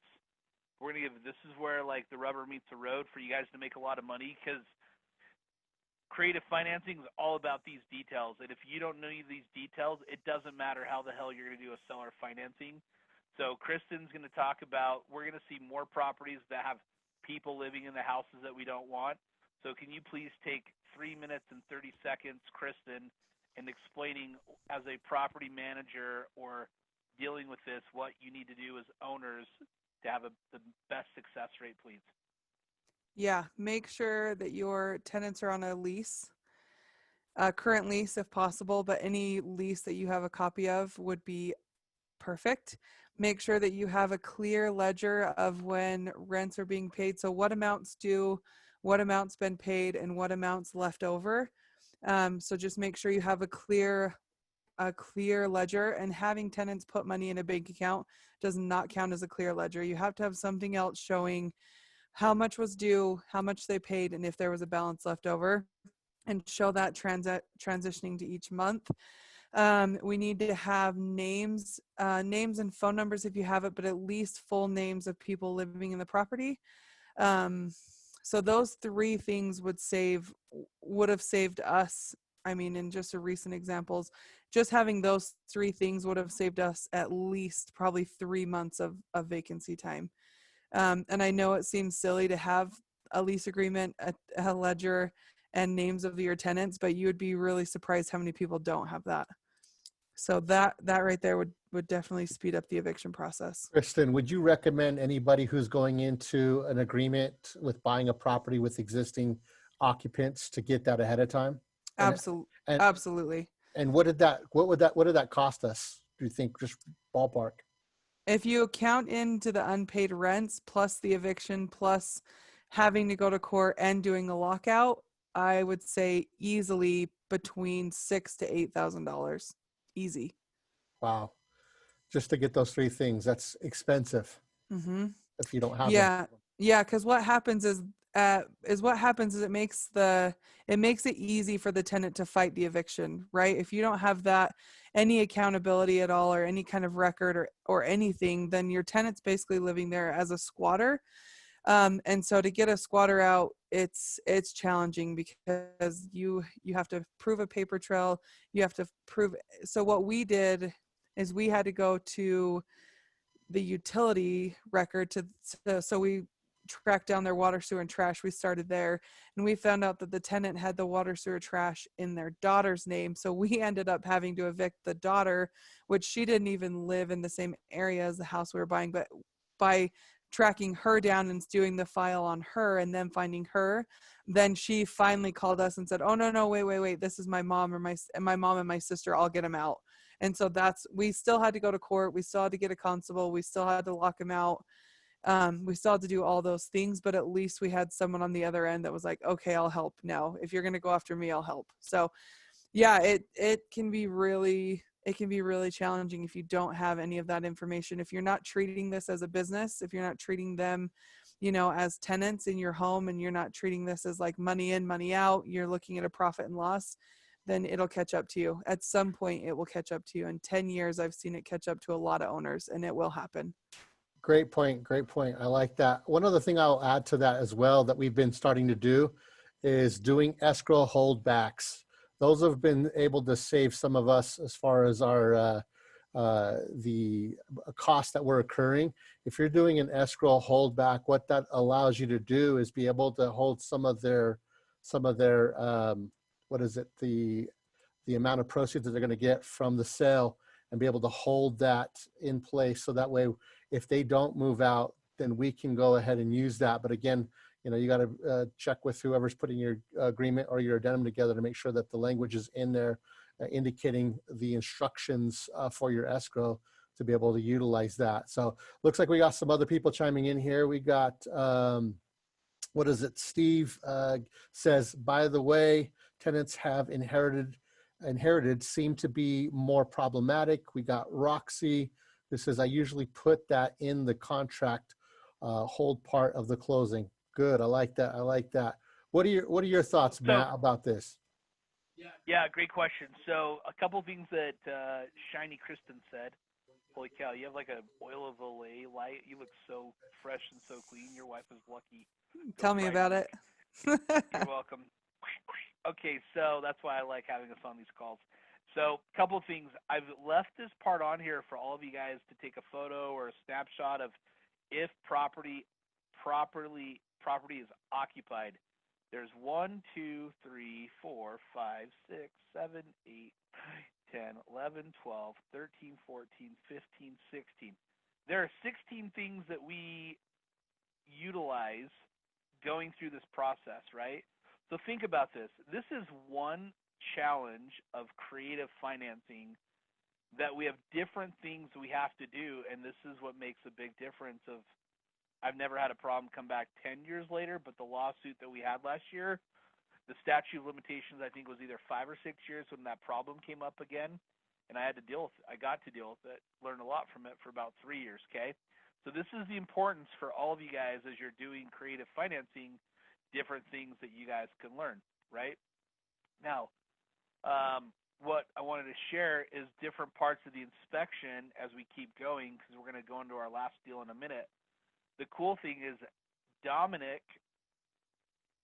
and I, while Lonnie was I'm in my first trimester baby mode, transitioning into trimester number 2, she just like sits in the air-conditioned office all day long and chills and drinks protein drinks. We brainstormed of how to make this bigger or better or more manageable, right? So when I mean bigger, better, more manageable, and Lonnie didn't jump in there because she knows I'm talking the truth, yeah. This is the importance of you guys to progress and be able to, remember I said, don't innovate, just imitate. We're giving you guys the keys of the kingdom that we're using right now. We literally modified the presentation at like 5:20 today because we're like, hey, what is the most applicable challenges that we're having currently? Because it's progressing, right? Like, here's the cool thing: you guys can make really good money on buying properties with creative financing. So we're gonna do a quick transition for a minute if you guys can see all this info. So how do you learn this, right? Couple reasons. You keep learning it. You get an MBA, which is a major bank account, and you just think like, man, I got to learn this, or you think this is not for me, I don't want to do it, or you do something in between and you do different types of coaching or consulting. So I've taken a lot of different classes from different real estate investors for me to learn. I'm always still learning. Spend about an hour a day studying in the morning before I come to work. I also take a lot of classes, workshops, webinars, things like that. I think, though, what's good is as I'm sharing you this information, this is just how to buy one property. So I want to take a minute, check out all these questions on seller financing real quick, right? So seller financing, who's drafting the documents? Us as MJA Real Consulting, the wholesaler, the seller, or the agent or title. Okay, so if you'll notice, it's one of those three. I personally, when I'm involved with seller financing or creative financing, we want to draft the documents 100% of the time, or our attorney do it, because then we do it correctly, okay? Number 2, the trust. If you're going to move a property in a trust, here are all the things you need to know. What's the name of the trust, the beneficiary, assignment transfer, certificate of trust, appointment of co-trustee, resignation and trustee appointment, subject to contract, closing disclosures for subject to purchase, CYA means covering your assets, due on sell disclosures, notice of insurance company, seller contact. So those are all if you're buying properties with a trust, right? Now, if you're buying a property with subject to contract, closing disclosures for subject to purchase, CYA covering your assets, due on sell disclosure, limited power of attorney, seller contact information, borrower authorization, notice to insert insurance, and letter to lender, okay? Now, here's the cool thing. We did this seller subject to that the seller had a first and second mortgage that was wrapped in an all-inclusive deed of trust. Yeah, who understood what I just said? Actually, if you just understood what I just said, type say yes. So let me share it one more time. We did a subject to with an all-inclusive deed of trust with a first and second mortgage. So if you guys understand what I said, say yes. And if you don't understand what I say I have no idea, please. I want everyone to participate on this call because this gives us an idea how to wrap this in for all of you guys who are joining for this call. So partially, we got a bunch of think so's, no clue. That's okay. Yes, I understood part of what you said. Good. So if you'll notice the subject to for the first, we also have a subject to for the second. And then if your buyer's doing a 1031 exchange, these are all parts of investing, right? So now let me show you how this all tied together. Here's what we did. We moved this property. This property originally was going to be a buy and hold with hard money. And then as we got with the details, we did not do an all-inclusive deed of trust or a note and deed of trust. We actually did subject to. We have subject to language, a legal contract that we use that gives us as the buyer more protection.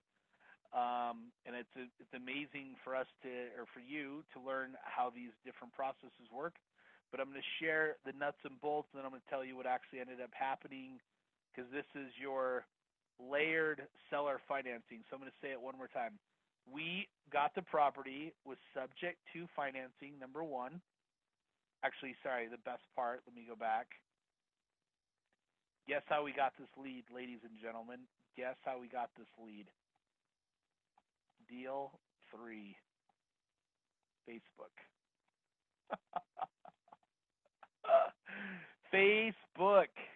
Facebook. So here's what I want you guys all to do with Facebook. You guys are all your phone. So do me a quick favor. This will be beneficial. Please grab your phone or jump on your computer. And we got 36 people still on the call, which we appreciate. So I want you to go to MJA Real Consulting, and I know you're going to do this because we can participate all together. So you're going to go to events. You're going to go to the class that you're listening to currently right now. This is what it looks like, and I'm going to show you guys how to start getting deals brought to you. So go to this.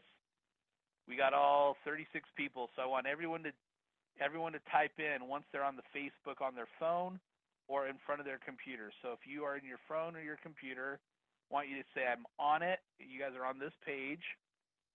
So this is a participation sport. So keep going. I got 2 people out of 36 that are still on the call. Keep going, keep going, keep going. Keep going, keep going.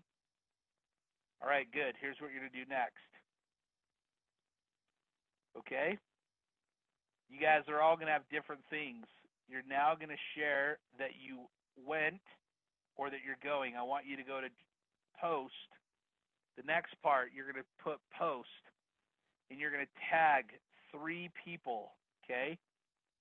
So you're going to post, and you're going to tag 3 people. So let me pick an example. We have Greta, we have Steve, and we have Dan, and we have Jeff, we have Roxy. Awesome. So I'm going to go check in, right? So I'm going to check in for the consulting, and then I'm going to say Dan Lou, and you guys are going to type in 3 different people you want to buy properties from. So you're going to type in, as an example, and you're going to say, here are my top 3 takeaways, and it's going to give you guys some different traction, different questions, but it's going to start, rather than saying, I've got a deal, who's buying, here's what most people do. They say, I'm a buyer, I'm a buyer, I'm a buyer, I'm a buyer, I'm a buyer. That's like, I never do that. So if they say, I've got a deal, who's buying, I actually send them a message saying, what are you selling? Tell me about the deal. Because I want them to engage with me quicker versus them just blasting me an email, right? So with this, here's what we did on this particular deal. And I appreciate all of you guys jumping in on Facebook, and you guys are going to make these posts, including my team. You guys want to do a Facebook Live video, you're more than welcome to. Thank you for asking. But this allows me, I'm lost, I'm on your site. Okay. So let me go one more time. Looks like Joy Porter has a question when you're going as well, Matt. Yeah, I'm lost. I'm on your site. Thank you. So go to Facebook, go to MJ Real Consulting, and then you're going to go to events, right? So all of you guys that have already done this, just do it while we're chatting. I'm going to help a couple people. Thank you, Joy. And then once you go to Creative Financing A to Z, you're going to do that under events. And then you're going to go to post, say something, and you guys can just type a message. So as people start seeing that you're an active real estate investor, people will start commenting or sending you different questions or deals. Did you have an additional question? Well, you just type one in. Type that in the post. It's going to show engagement. So I appreciate you guys jumping this in. So I'm going to keep going back to this particular deal. So we found it from Facebook. The investor said, I have a property in Roy. I'm selling it for X price or best offer, OBO. So I said, can you send me a photo and a video? She sent me a photo and a video to direct message on Facebook. I then asked for her phone number, and I called her, and then we put I found out information, and here's what I found out. Here's the beautiful property. So the purchase price was $199,000. Repair budget, as you guys can see, is $36,000. The ARV is $265. Could be a little more, could be a little less. So first question, how many of you guys are interested in a buy and hold that your cash on cash return, is it really 36%, Dominic? Is this right, or am I reading this wrong? I can't hear Dominic. Can you guys hear Dominic? Dominic, you're reading it right. You're reading it right. Based on what needed to come in, cash on cash return, yes. Wow. Okay, how many of you guys would be interested in a 36% cash on cash return? Jump online and say hashtag say yes, as Tony Robbins would say. All right, thanks, Dominic. As we keep going, now you need to always verify your numbers. Single family house built in 1970. We're going to make it a 4-bedroom, 2-bath house. You get more rents. You can watch the video. You can watch the photos. This is where everything fun happens. We closed on this property last week. Remember, all 3 properties were found on Facebook, on social media, okay? We're giving you guys the keys to the kingdom. You just have to, like, turn in the car and keep running. So the cool thing, as we ran through this scenario, here's the comps. I'm going to make this larger for Grandpa Gage. Grandpa Gage, are you still on the call? Let's see. Nope, we lost. Yeah, he's still on here. Good job, Grandpa Gage. All right, so we're going to make these photos a little larger for you guys to look at. So what do you guys think the ARV or after repair value is? If you guys can type in the ARV or after repair value, that would be awesome, please.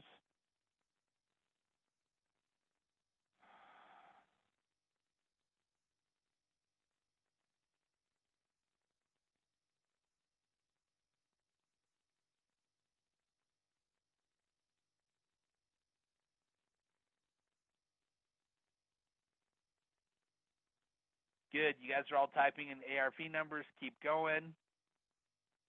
Keep going. Keep going. So here's a cool exercise while you guys are on the phone. While Dominic was talking, I went on a Facebook group and someone asked for eviction help. I'm going to give you an example of how fast these real estate deals move because you guys, knowledge is power, but execution trumps knowledge all day long. Hashtag Tony Robbins, right? So I just got this message. I'm not going to show you, but I'm going to read this to you, and then I'm going to keep going back to this deal. I'm a listing agent. Owners are in Japan. They rented to a good friend with a quasi-lease option contract that was never signed by both owners. The tenant moved in a friend as he was moving out, all without owner's permission. Tenant 2 is a licensed real estate agent, and she was given option to purchase with this Friday as a deadline to write the offer and show pre-approval. She immediately responded she would not be purchasing, and I, upon hearing that and the advice of my broker, told her she would need to move out immediately. She pitched a huge fit, threatened me with her attorney, no worries there, and said she would move when she found a house. When we discovered she has adult children also living there. I need to know the legal way to get her out as soon as possible. I do have a call into my legal hotline, but closed today. All right. What is the challenge on that scenario, ladies and gentlemen? Can you guys type in real quick? Or actually better, if you guys want to jump on this call or this with us, I'd love to hear what you guys think besides my team. So raise your hand if you guys want to jump on this call real quick. Jump on this call. Man, all of you guys are action takers or just like video watchers. So besides my team, does anyone want to jump on this call? You got it, so we can unmute yourself. So jump on the call if you're interested. All right, we got no one. Oh, Roxy. All right, let's get Roxy on the call. You ready, Roxy? Thanks for jumping in. You got a camera? I'm a little sick though. That's okay. I was born sick. So Roxy, can you ask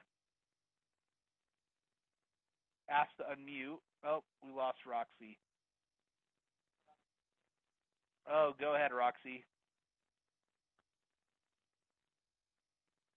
I'm going to ask to unmute her. Can you unmute Roxy? Go ahead, Hey, Roxy. Matt. Hi. Ooh, you sound great. Are you going through puberty right now? I am. I am sick. But All I right. think I have Well, to come. here's my You got COVID-19. Actually, you're Latin. You got Corona going down your stomach like once a weekend on Right now, yeah, margaritas, yeah. hopefully.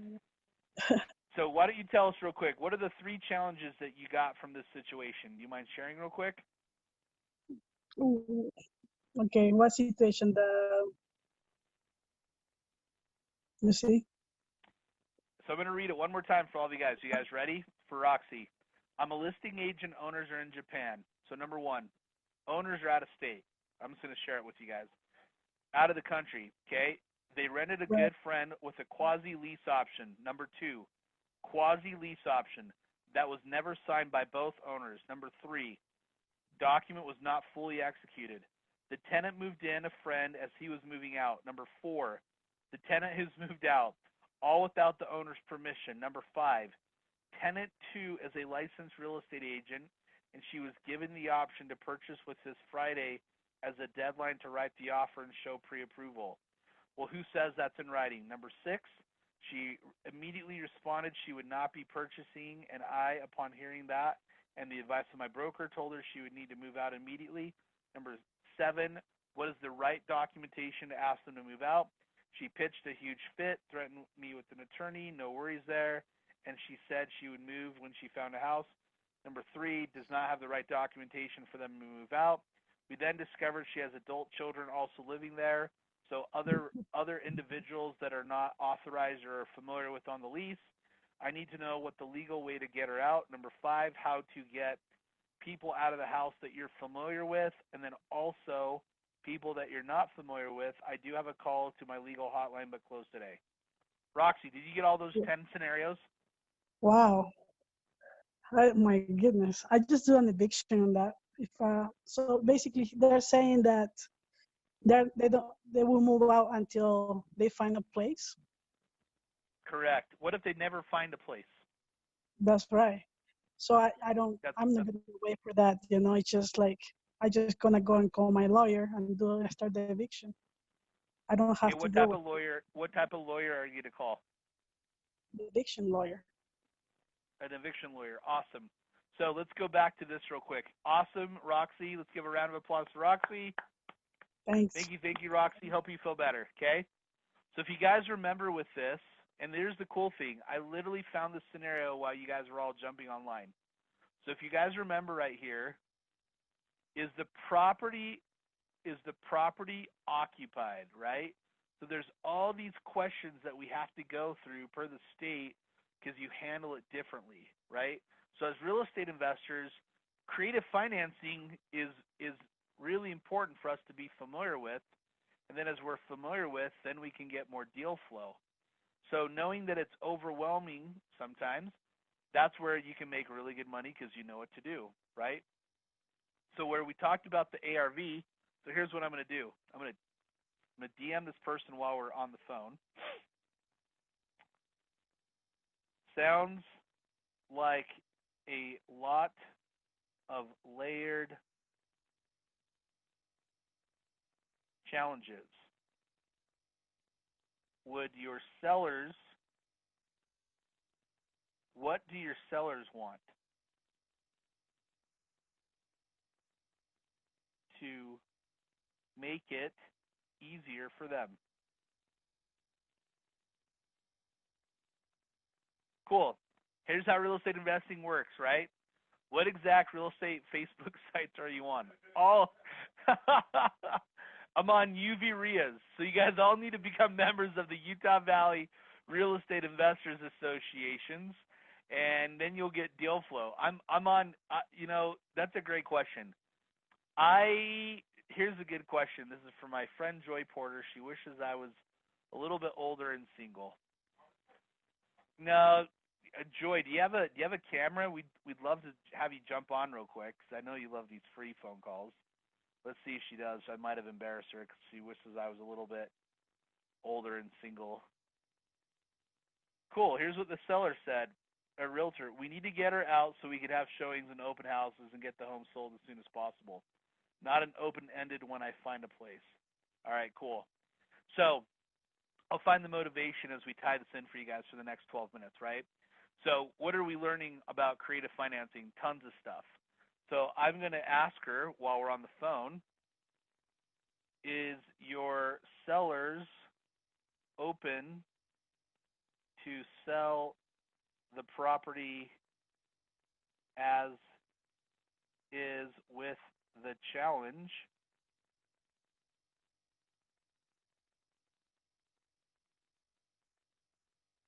or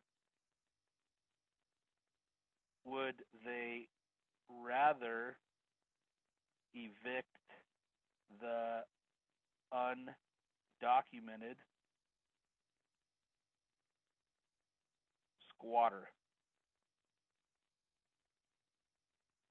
All right, cool. So I'm giving qualification questions, right? You guys are legitimately seeing how I do deal flow, okay? So as we kind of put this all back together, and thanks for still jumping on the calls, we got 11 more minutes. Here's what we did with this property. We thought this property in Roy was the best for a buy and hold with forced appreciation through renovations. As we analyzed the deal more, we found out or confirmed that the existing owner had bought the property with seller financing.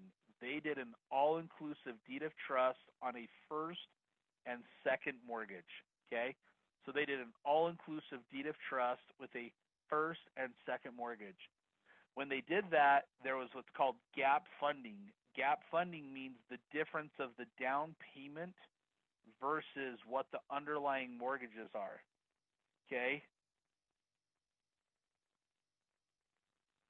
So with the gap funding, with what that means is the difference of the two.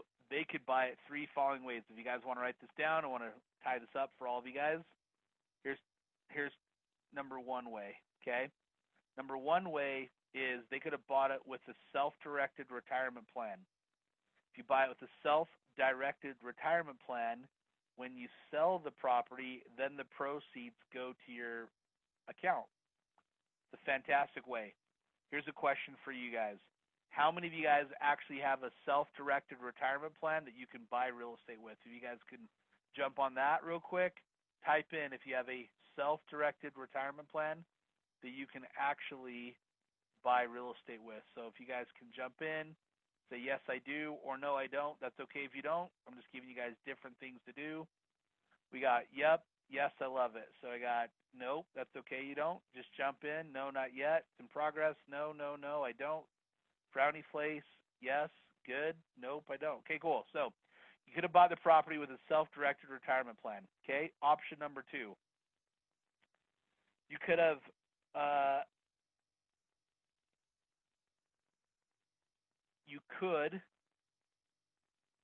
got a private money second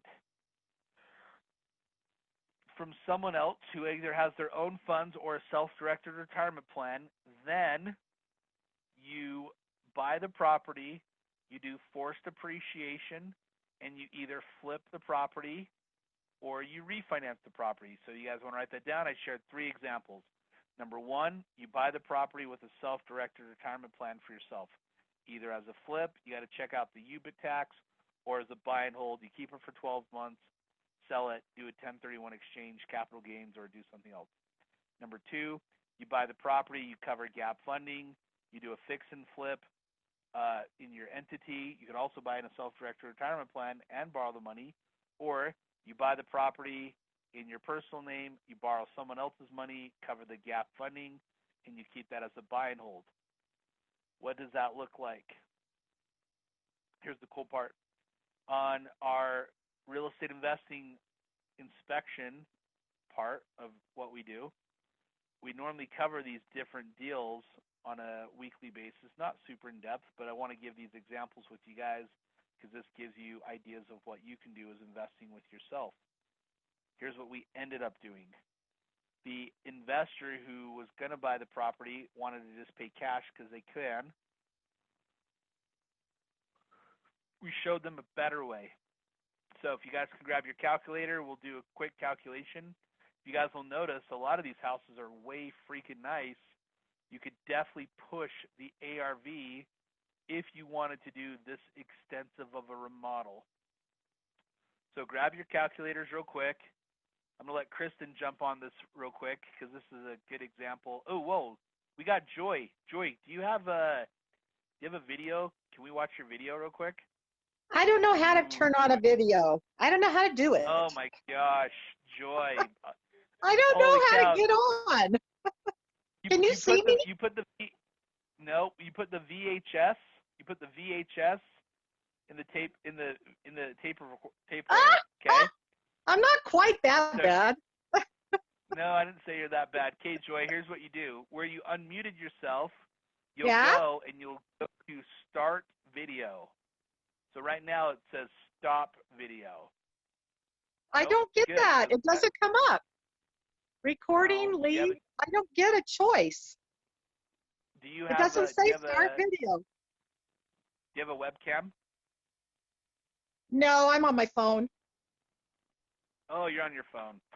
No, you can still do Zoom calls on your phone.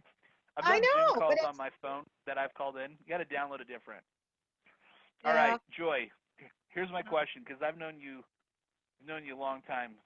Long time. Since before your kids were even born. No. So, no, not that long. I could be one of your kids, maybe. Okay, yep. Joy, what are your top 3 things you learned from this call? Well, I missed half of it because I was coming home from babysitting. But I'm always reminded about the sewer scope. I am very lax on that, and I appreciate you bringing that up again. It is a disaster if you miss it. I don't know. I'm not on Facebook, So I'm going on tonight. I'll see you there. I'm going to be on all of them. And then I was going to say too, Matt, this whole thing is really possible. I'm actually flipping a duplex right now that I bought. The guy said that he had to have his money by December, but that I could carry his note until December. He was fine with that, as long as he could live in the Awesome. property for another couple of months while he found another place to move. So he ended up just paying the whole mortgage, and he wanted 40,000 down. So I borrowed it from a hard money lender. So I didn't put any money into it to get the property. And now it has about $15,000 worth of upgrades, including new air conditioning. And I will probably sell it for 70,000 more than I bought it. So it's all very possible. This is just, it's not that hard to do if you can find somebody who isn't in a huge hurry to close a property right now. That's awesome. How did you find that property? It was on KSL. Yeah. Of course, Dominic said there's still deals. I on said there's still KSL. deals there. Yes. Of course Yeah, there Of is. course, of course. Not very many, but they are occasionally. They're there for those people that are willing to look for them. Yeah. Yep. We're going to mute that guy. All right, cool. So here's what I learned from you, Joy, which is fantastic. One, you found a deal off KSL, right? They're still there. Number two, Yeah. because you were patient with the seller, he's flexible with you. Yep. Like Yep. legitimate. Maybe 8 or 9 years ago when you were less experienced, this might not have happened because you were just less experienced. Is that fair? Yeah, and you're absolutely right, because as we sat and talked about it, he was scared to ask me if he could stay another month or two. And so I used that as leverage. I just said, no, I think we can work that out. So are you saying if you Awesome. would pay, if you would pay the difference between the other side of the duplex and the mortgage amount and just cover the mortgage for me, I'll let you stay for 2 months. Sure. And he was like so grateful. Awesome. So number one, you found it on KSL. Number two, because you're more seasoned in your experience as an investor, you were a little more patient. You came up with solutions versus maybe just saying, hey, no, I want you out real quick and get out, right? And then Right. the third thing, which is awesome, is you utilize seller financing even for 6 months, right?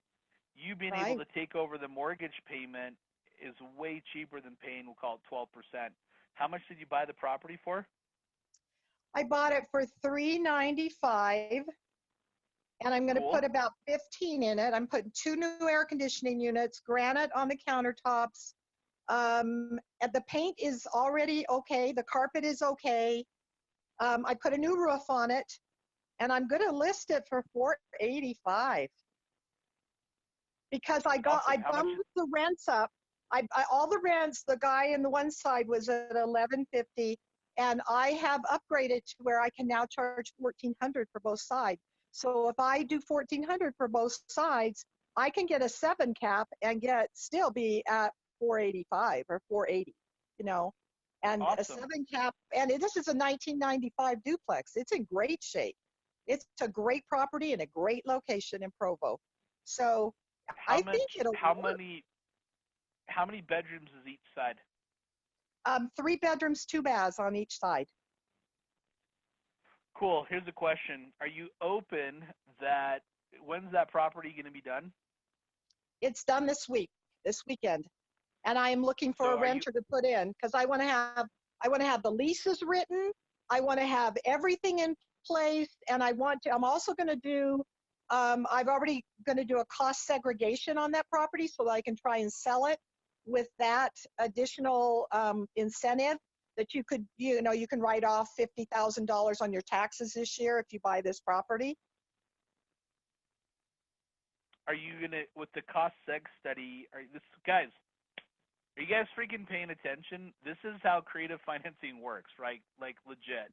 So, Joy, on the cost seg study, sorry, did you and I role play this that we were going to let you jump on the phone by chance? No, no, I'm sorry, I'm talking too much. No. Here's what's cool is people are like, oh, maybe Matt set this up, right? No. Nope. Okay. Nope. So here's my question. Here's my 3 takeaways for you, for everyone else, and we're going to wrap up in 2 minutes with you on this call. Is the cost seg allowed to be transferred from you if you buy it to the new buyer?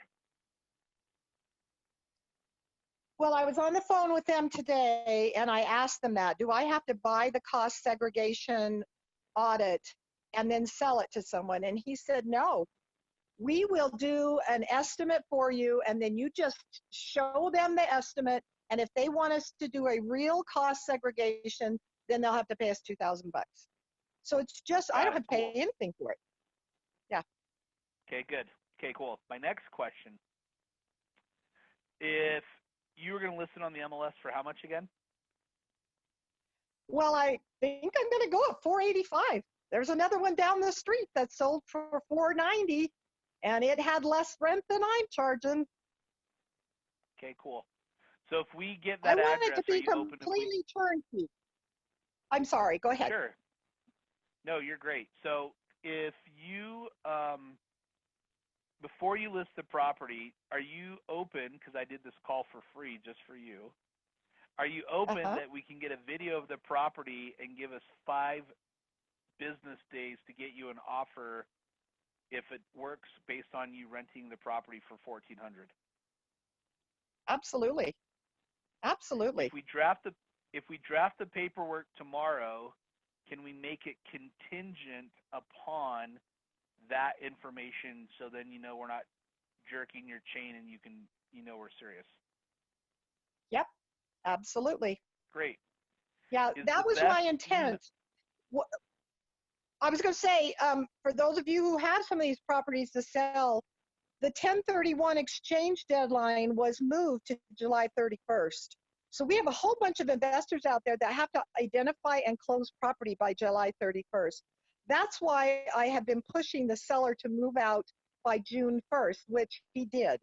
And I'm in to do some final paint and touch up, but everything else is already done. You know, the ACs are going in this week. And I wanted this completely turnkey. I want them renters in with 1-year leases. I want everything in place so that the new investor can come in and just pick it up and he just goes. I've done the work for him. Awesome. So for the last 30 people on the call, here's what I'm going to do, Joy, to make sure I heard you correctly. You're open that we provide you an offer for $485, contingent upon you renting out the property. We're going to vet the information tomorrow, make it subject to inspection and the lease agreements. What's tomorrow, Wednesday? Yep. I'll have Lonnie, she's on the call. She can communicate with you. I got your email, so you don't need to share it with everyone. And then that's the cool thing with creative financing. You just endorsed. The more knowledge that we have, we're able to take the information and be able to apply to investing to do the following 3 things: increase our cash flow, earn a higher rate of return, and be able to work more intelligently. Is that fair with you? Yep, I love it. Awesome. Thank That'll you so save much me a for lot of jumping time. on the. Yeah, time and money's good. We will connect with you tomorrow afternoon. Is that cool? Yep, that's great. Awesome. Thank you. Thank you. All right, Kate, bye-bye. So, ladies and gentlemen, for the last few people on the call, here's what I want to just do a quick takeaway. Type in your top takeaway from this 2-hour free COVID-19. I'm going to let Dominic jump back in there because we love seeing his virtual background. We're going to let him share his top takeaway, and then we're going to let Lonnie share, and then we're going to let Kristen share, and then we're going to wrap it up. So go ahead, Dominic. There's a lot that you learned. What was your top takeaway, please? So one of my top takeaways out of a bunch of stuff is being able to communicate with people through social media. It's that easy to be able to find deals that are out there. And I think the more that you're out there actively seeing or trying to help people with solutions, you're bound to find a deal, like even in KSL. So the deals are still out there, people. You just got to go for them. So that would be one of my top takeaways, among other things. So who else did you have? Awesome. Cool. We're gonna let Kristen go next. We're gonna have you stay on there virtually because I love your background, Dominic. But Kristen, do you mind sharing your top takeaway, please? Yeah, just with that example with Joy, just how much like knowledge is power. If you ask the right questions to the right people, then your possibilities are endless. Awesome. Good. Sounds like a story from a movie. Lonnie, do you mind sharing your quick top takeaway? Mine would be, after seeing Dominic's 10-page checklist, is every time you do a transaction or have an experience, write it down and make yourself a very thorough checklist so you don't miss stuff. Awesome. So here's what we're going to do for you, ladies and gentlemen, for tonight. I love this part. Tonight. So if you guys would like to check, if you'd like the following three things. Number one, you just saw how we just buy deals. Like we can buy the property from Joy. And I know that Dominic's going to put his phone on mute real quick so I can hear the background, please.